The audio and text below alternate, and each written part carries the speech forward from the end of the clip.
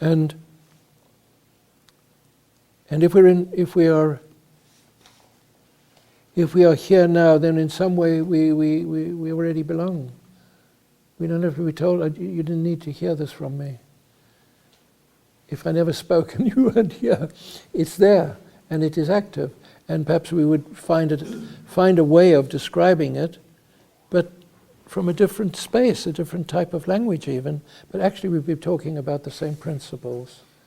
And the same principles are the individual becomes the impulse that goes into the group, it goes into the country, that goes into the land, that goes into the water, that goes into the atmosphere. And that works with the releasing of these stuck points in history that have become crystallized and obstructive, and the forces of light are unable hardly to penetrate. Now, if this is in the deep subconscious, and we're working at a level of collective connection. I don't like the word collective. It sounds too much like Marxist, Leninists, Stalinists. Very good. But everybody becomes the same. It's almost faceless. The principle is lovely. The actual practice needs a lot of work. But in fact, if we are all working into this, the sense of each one becomes a bearer of the light of their own uniqueness, but within a state of growth that is all-inclusive. Can we say that? It's a state of growth that is all-inclusive, and yet it is honored through the dignity, the reverence of every single individual. I can only feel that idea. I can't really think it very much. But as a feeling, it has a picture, and the picture is hopeful. And when I have this picture and I look at some areas of the world which worry us, I sort of there's a counterpoint, and I think, okay, this darkness is there, but there is a force at work. We need one person carrying this connection to the work of the light, or the light scientists, or these great archangelic forces, these beings of who work through the science of spirit and the science of the frequencies of because light is a carrier. In itself it has a certain action, but it is a carrier. What information does it carry? When the light is flowing from the higher self to the consciousness of our fourth dimensional or deep subconscious levels, it's light, but it's actually carrying information in a form which is like food for thought, really. Maybe it's food about thought, but it's food for thought. It stimulates the uniqueness, the originality, and then the independence which is only possible through interdependence.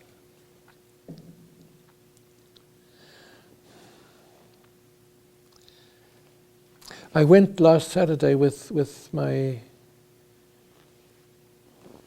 with my daughter and her children to a school which they are considering sending their sons to as they come in about 3 years' time, when they want to go to a more prestigious school to go into their go into their education, which will prepare them as well as possible for their further education.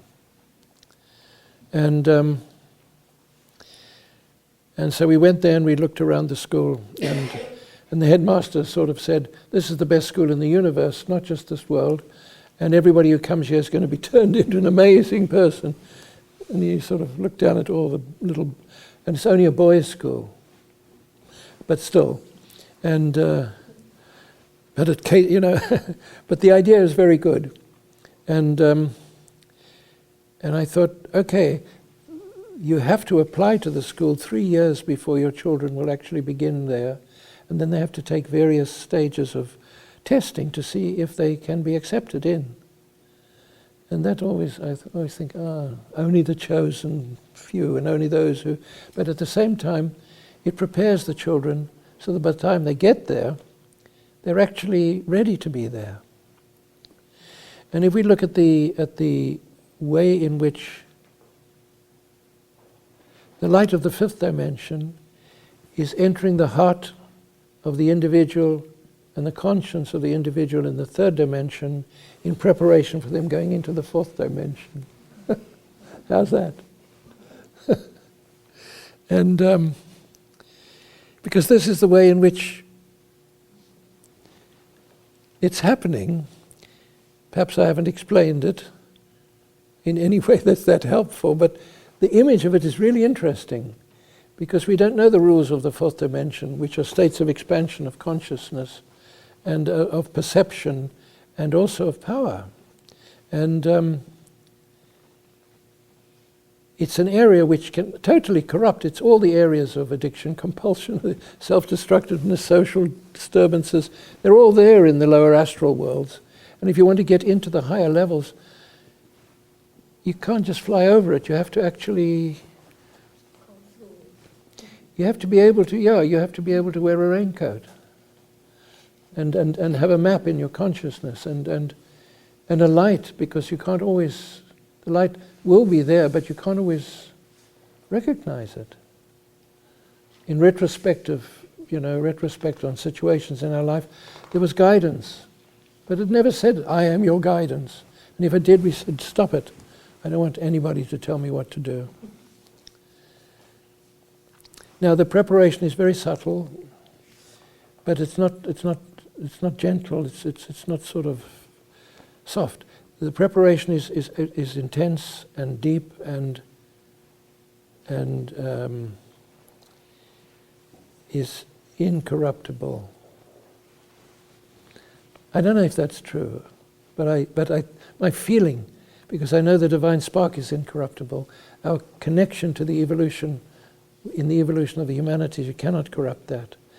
And when those two are in concert, even through the human brain, the principle of the universal child manifests.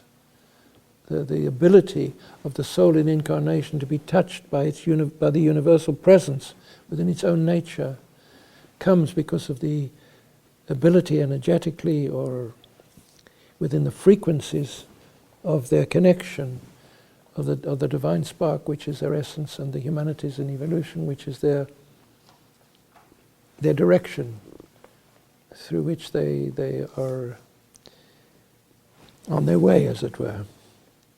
It's really interesting. And what excites me is that there is preparation for all of this, and we are involved in the preparation, even if it's just storytelling time. We're involved in this preparation, and then the sense of the value of being here and who we are has more significance, I think. And I'm amazed, because where I go now, I just meet friends that I know them, but actually we don't live in the same town, we don't speak it very often. If we do meet, it's once a year, or even more. Or sometimes we're meeting for the first time, but it's like a continuity of a conversation that I don't know when it was last anywhere. There's a sense of recognition.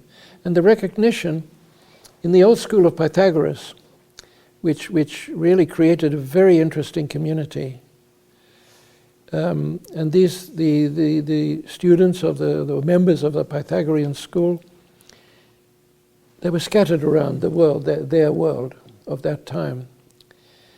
And if you ever were traveling and you did not know where to go or you were in need, you could knock at the door of anybody else of the Pythagorean school, and they would immediately welcome you in. If you were in debt, they would pay your debts, and if you needed, they would just embrace you. That's what I feel when I come here. I meet people, if you like, from the old Pythagorean school concept.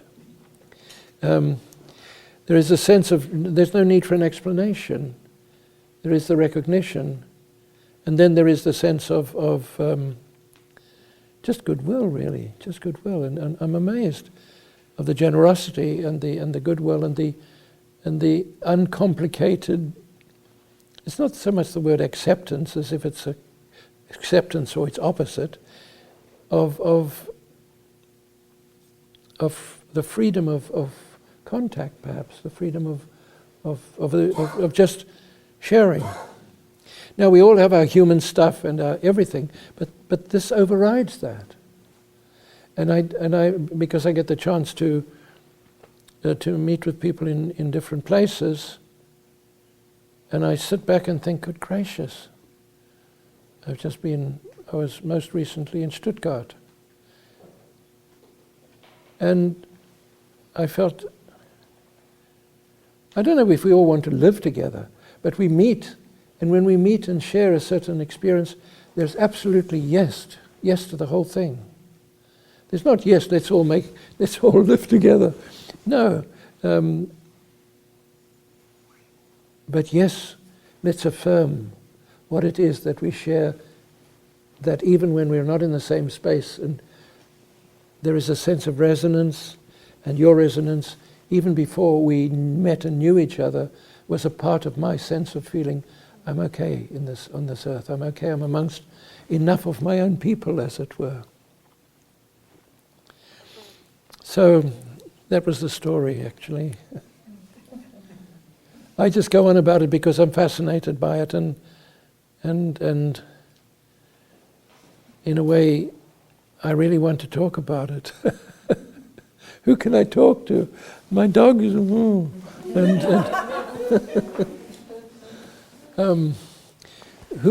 can we share these ideas with? You know, so that here you're here voluntarily, and we're here because there is a certain sympathetic state of asking and seeking.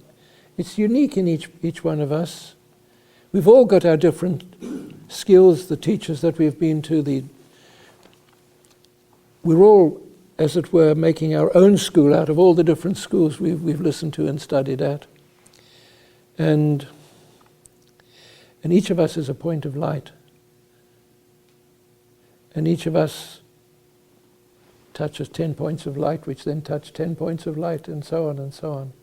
So there is a network that doesn't take time. It actually, once it's touched, it is. It's present, it's in the immediate. And, you know, in our sound work, we work with what we call the still point in the brain. And it's the master still point. And when that master still point is resonant, and it's affected by all sorts of problems that have accumulated, stuck points in time within our journey. But when it is allowed to, we don't release it, it's allowed to release itself. The information that comes into that point, as it is anchored through the spine, is immediately present in every single cell of the body. So we say the master still point has the information of the purpose, of the design, of the whole plan, of everything. Not so like an avalanche, but if you like, it's present. And each cell can take what it needs, and each system can respond according to its state of asking. And how many cells are there in the body? There are trillions of cells. Is it possible that the light can be simultaneously present in trillions of cells of the body, and if each cell of the body represents an individual? It's not a big calculation if what we call the dirigent at the center, the great conductor of information, is able to be within a system or structure that actually is a network that is alive. And it's everywhere at the same time, but it doesn't turn everything into the faceless face of cloning, but exactly the opposite of the uniqueness of each individual or each individual cell. Okay, so how are you? How is everything going? As you talked about infinity, I noticed behind you, there's that symbol. You've got the infinite 8 Yeah. right across, so it's really a wonderful wonderful parallel to the point of light being in a specific point Yeah. within the body. It works that way because where the infinity symbol meets is a still point. And that's the point where you can get movement from one reality to another. So it's stillness and movement. And that's the moment of fertilization at conception. And that's the moment also of enlightenment. And it's never selfish. It's always an impulse that activates stillness and movement. We call it still movement, actually. And then you get the transference of information that is accurate. It does not get corrupted. And that's what these great cosmic teachers, I feel, that they bring. It gets a little bit mixed up and distorted and reinterpreted, but essentially they stimulate the point of in the infinity symbol, the still point of which is the meeting point. And when you work with the sound, and you take we work with a C at 256 hertz and a G at 384 hertz, so they call it the perfect fifth. But it is also the two symbols of yin and yang, or male and female. And when you bring them together, you find there's a point where the two sounds become one sound. And that's the union. That's the point of the meeting of the masculine and feminine. It's the point of receptivity to the third force, which is the child. And that always blows my mind, you know. I think all these ideas are so interesting, I can only believe them for a little while. And then I have to look at them again and say, really, do I still believe that? Does it still feel right? And then I think, well, okay, I'll take it for today, you know, one day at a time, perhaps. Because these impulses are too interesting to become a dogma. Otherwise we repeat them without really consideration. They should have a new life.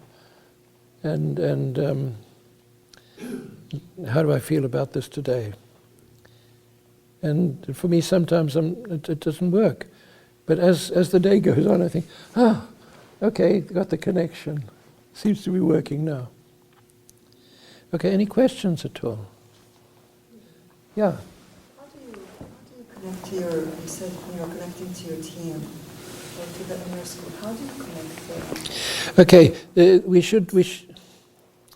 it's like talking to friends. And we build a pattern, a consistent pattern of choosing to communicate. So if we're going to work with contemplation or meditation, it's helpful to choose a time which is consistent. We make an appointment, as it were. And in that space, then we can work in whatever way we are drawn to work with our meditation. And we can also use that space to talk just in our thoughts, or actually to talk out loud, as if we are talking with friends or with companions, or perhaps with teachers and guides. To set a consistent and regular pattern does help. And in a way we're practicing, but it's not really practicing. In a way we're just learning to be present and receptive. And to be present and receptive then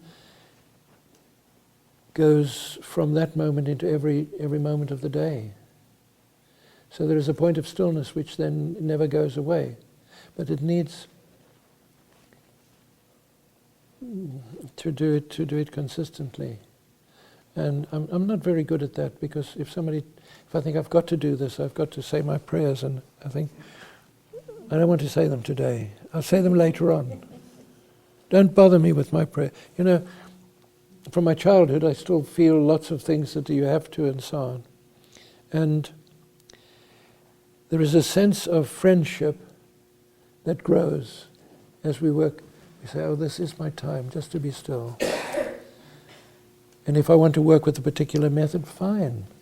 Because that method will free us from itself.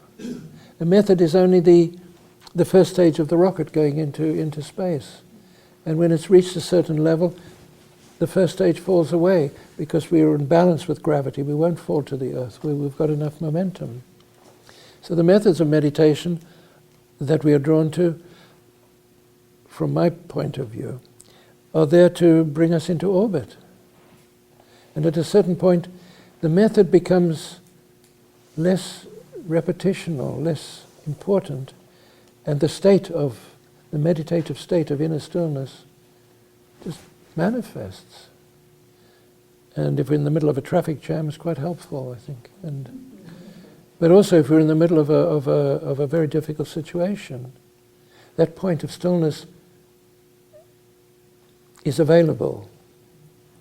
If we've learned to listen and to be still, it's with us at that moment. It's always there, but in fact it's out of, can't see it or hear it, it's too much disturbance. But in fact when we in answer to your question, really, when we work consistently, and the work is really non-doing, it's just building a state of receptivity and stillness, and all the chattering thoughts, let them chatter, because at a certain point they will become still. And if they end up by going off at a tangent, well, that was the way it worked on that day. But it will work. And the stillness does build up. And life will test us always. But the test then isn't a test. It's just a situation that is disturbing, but we remain still.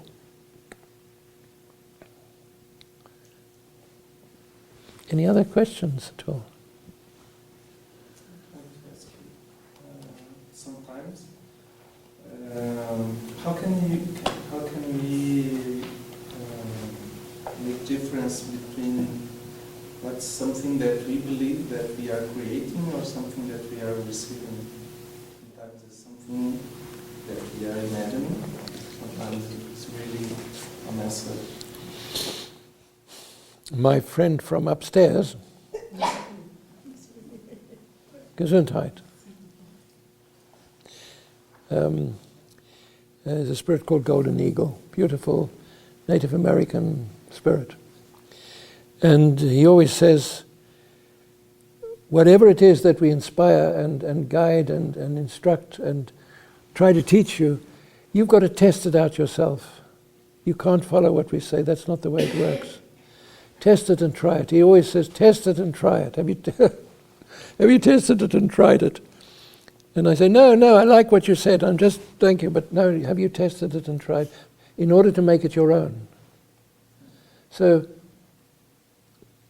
and my own teacher was always, he always followed the guidance, especially in relation to avoiding accidents, avoiding things that needn't happen.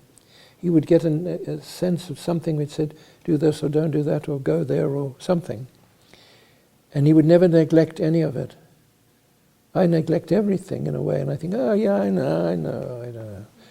But although he saw and heard quite a little bit more than I do, but he still paid attention to even almost the silliest things that I would call silliest things. And he would check them out to see if there was a significance. So you had a sense of, in your way of saying, is it my dreaming? You had a sense of feeling the significance. And then if he felt the significance, he took it seriously. He didn't say, no.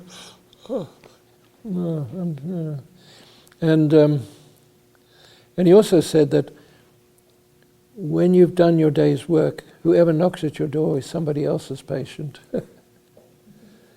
Do your work, and then you're entitled to your own rest. And there's a discipline in working so that we're not so important and so precious. There's always somebody else that they can see anyway. But the people who want to knock at the door after hours is like knocking at the bank, expecting to open it at an hour which suits the person knocking at the door, but not the bank organization.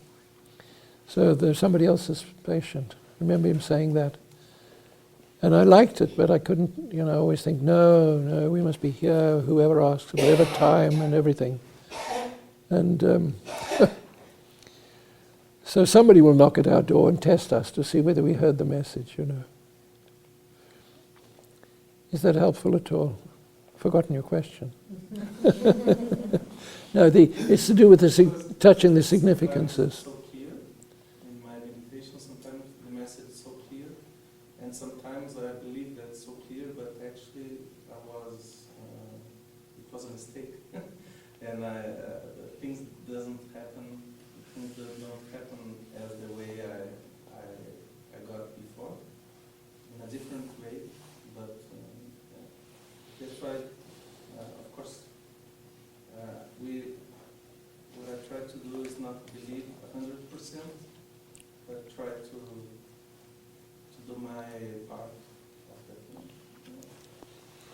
thing. I always feel when in the classes, when a student has a sense of questioning it or doubting or feeling some uncomfortable, we should always listen to it. It may be inconvenient and we want to say yes, thank you, but in fact we should always look at it because it's going to guide us to something we should be conscious of. We've got our protectors and our defenders inside us with many voices, and it's certainly, I'm always in favor of listening. If there is a sense of, I say, well, let's look at it. It will have a significance. Sometimes the significance is important for the person in their life at that time. It's not some philosophical thing. It's something more practical. And but every student has got the inner guides within them. And because they are sitting saying, I would like to learn, it doesn't mean that they should just listen and disregard. They must regard, the student must question the teacher, the teaching, everything. The way they question hopefully can be respectful, but by questioning it, then we're actually realizing that there are answers inside us. And if we ask a question, the Maharishi, you know, Maharishi Mahesh, with his transcendental meditation, I knew one of his very devoted students, and he suggested that everyone should, before they go to sleep, they should ask a question, whatever question was important to them, and when they woke up in the morning, when they had done their meditation, they should listen for answers. But the question of the night before was not necessarily going to be the answer in the morning. So my feeling was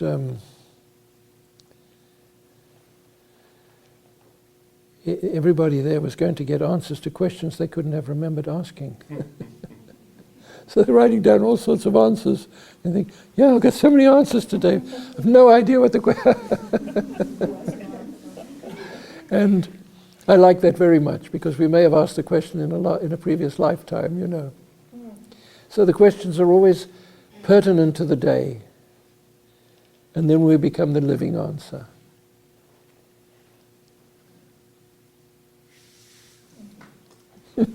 Thank you.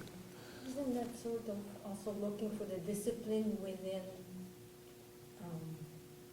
that kind of work, like guidance and so on, and how maybe the individual expects the answer, and the answer might not be coming in the way it's expected. Yeah. And to recognize that the expectation is not to be part of the question.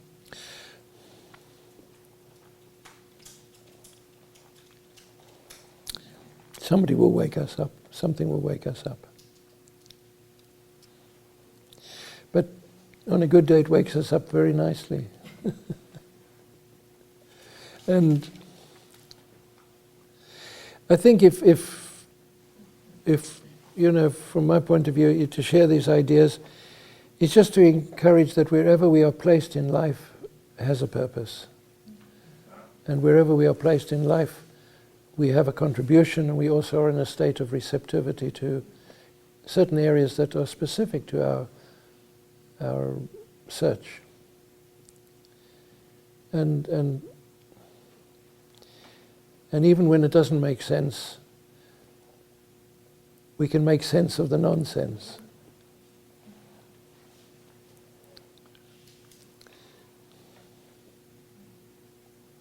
Okay? So, is that a question or? Yeah. My question is, I'm not sure how to phrase it, but I am a mother, and I'm wondering how I can contribute to my two daughters to help them be open and receptive, very emotional, to the light, to help them. But your question is more a prayer. I hear it, and it's a prayer to the World Mother. Maybe it's a prayer with the World Mother. We never pray in a separate sense. Her presence is very strongly in the world today, in my feeling, very strong feeling. And for you to bring this here, right now, is an affirmation of that you are in the, as a mother, you are in the presence of the World Mother.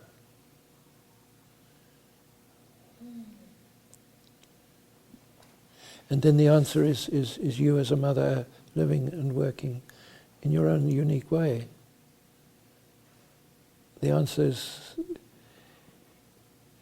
is implicit in the situation. And I wouldn't hesitate in appreciating that. Really, but the way you asked it was just a beautiful prayer. And to me it's a prayer in the presence of the World Mother. It's as if you pray for all mothers then.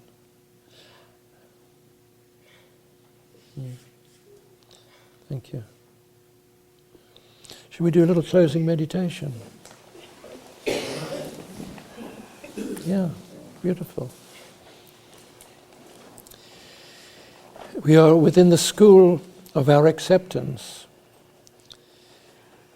We say it is within the higher spheres, but it is just a wavelength away from our state of seeking as a student, a state of asking, as somebody in the world who wishes to use their life and their path and their work to the benefit of all. We become the answers to our own questions, perhaps. We are involved in the awakening of the answers in the lives of others, and they in our life. To place this within the structure of a school of beings who work for the education of the soul in incarnation, of levels of consciousness, each within its own sphere, and yet in relation to the hierarchy of creation at work. It is in a way comforting. In a way it is an affirmation of the very nature of existence, because it dissolves the existential questions of what is there before and what is there after and why. Nothing is taken away from us. Everything is within us. If we say it is given to us, it is given to us as a potential, as a possibility. And if we said there is no judgment, there is only the encouragement, there is no punishment, there is only the educational approach of learning in the most subtle way from the same forces that can create a rose, that have a morning of sunlight and the dewdrops on a spider's web and the light flowing through. It is not to take away the difficulties of life and its challenges, and everyone, according to their own state of growth and their own state of asking perhaps, is also challenged. But in those times others are drawn into our life, and as those times we are drawn into the lives of others to support. And to see this as a whole system of education, but it's education in creation. And the divine spark, which is our source, is creation in action, where nothing is ever wasted, everything is used and used again and again. And history recycles itself to the refinement of its own state. And so we affirm these things in our lives. We affirm the value of where we are placed in life. We affirm the uniqueness of our own families of origin, countries of origin, belief systems of origin, and then of our many life structure and our many leveled self. And what is the force that brings it together? Love is the cement of the universe.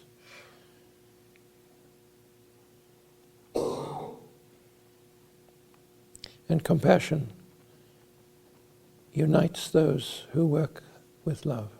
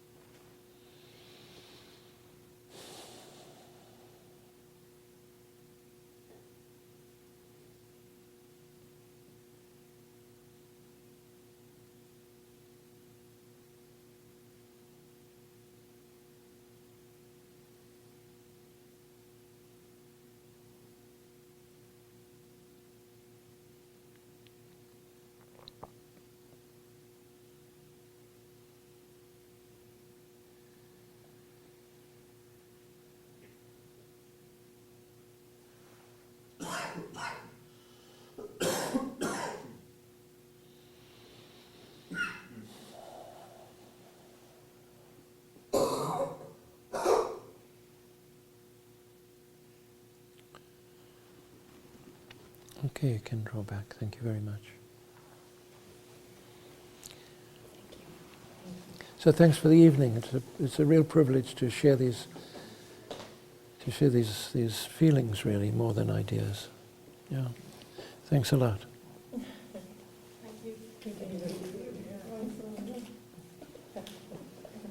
Yeah. Yeah. And this room is quite nice, isn't it?